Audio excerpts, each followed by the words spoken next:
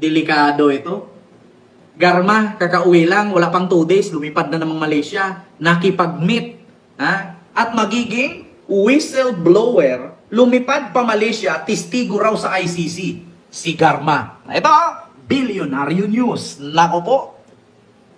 Ako na nagsabi sa inyo mga kababayan, hindi na talaga makauwi si Digong, mamatay na talaga yun doon. Continue. Tetestigo raw si Garma laban kay dating Pangulong Rodrigo Duterte. Nako! Diyos ko! Tetestigo si Garma laban kay Digong. Mga didis!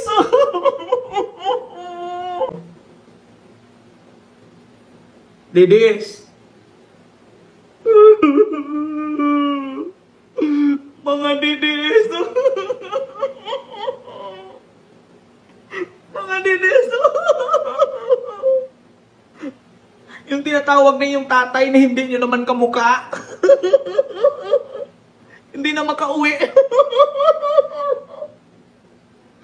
Diyos ko, giatay. Ang bububo nyo kasi,